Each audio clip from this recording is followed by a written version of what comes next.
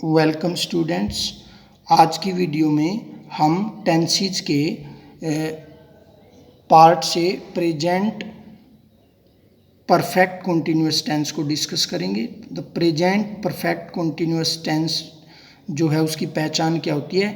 इस टेंस में जो एक्शन है, जो क्रिया है, वो किसी डेफिनेट या इनडेफिनेट पॉइंट ऑफ टाइम और पीरियड ऑफ टाइम से जारी रहती है। तो इसका जो एफर्मेटिव सेंटेंस है उसका पैटर्न कैसे बनता है। सबसे पहले सब्जेक्ट, उसके बाद हैज या have plus been plus first form के साथ ING plus object plus since या for plus time. For example, they have been working in the field since morning. यहाँ पर हमने सिंस का प्रयोग किसके लिए किया? पॉइंट ऑफ टाइम के लिए। सिंस को हम पॉइंट ऑफ टाइम के लिए यूज कर रहे हैं। और he has been writing a letter for 3 hours, 4 को हम यूज कर रहे हैं पीरियड ऑफ टाइम के लिए।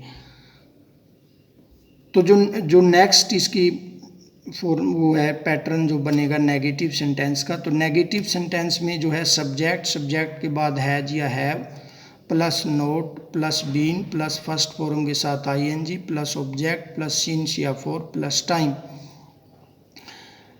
For example, they have not been working in the field since morning और he has not been writing a letter for 3 hours। तो यहाँ पर कार्य जो है वो किसी डेफिनेट या इनडेफिनेट टाइम से जारी रहता है। जैसे पॉइंट ऑफ टाइम से क्रिया जारी है, they have not been working in the field since morning. और जो पीरियड ऑफ टाइम से क्रिया जारी है वो he has not been writing a letter for 3 hours। अब इसका जो इंटेरोगेटिव पैटर्न है वो कैसे बनता है। इंटेरोगेटिव सेंटेंस का पैटर्न बनता है हैज या हैव को हम सब्जेक्ट से पहले रखते हैं। हैज या have plus subject plus been plus first form के साथ ING plus object plus since या फॉर प्लस टाइम और in the end sign of interrogation. For example, have they been working in the field since morning और has he been writing a letter for 3 hours। Next है interrogative plus negative sentence. Interrogative और अगर sentence दोनों प्रकार का है, interrogative भी है और नेगेटिव भी है, तो पैटर्न कैसे बनता है। हैज या हैव को सब्जेक्ट से पहले रखते हैं plus not plus been plus first form के साथ ING plus object plus since या फॉर प्लस टाइम।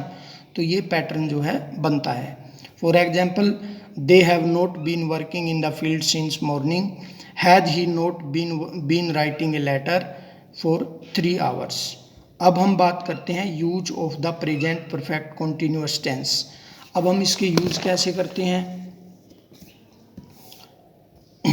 फर्स्ट जो एक्शन है, to express an action that began in the past is still continuing and may extend into the future. ऐसे कार्य के लिए जो पास्ट में शुरू हुआ, अभी भी जारी है और फ्यूचर में भी जिसके जारी रहने की संभावना होती है।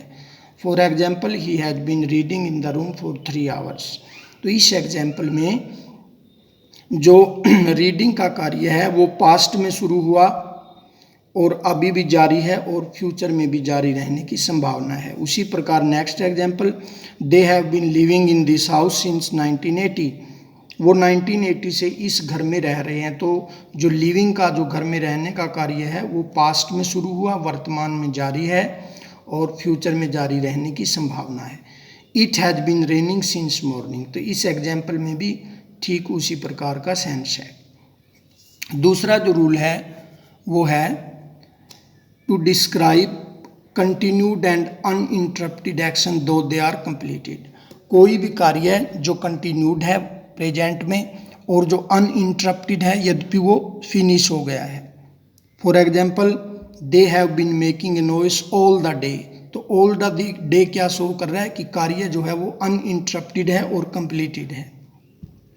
The child has been playing the whole day. The whole day क्या शो कर रहा है? शो कर रहा है कि कार्य जो है अनइंटरप्टेड है और कंप्लीटेड है। I have been writing letter all the morning. तो ऑल द मॉर्निंग क्या शो कर रहा है? Action is uninterrupted and completed.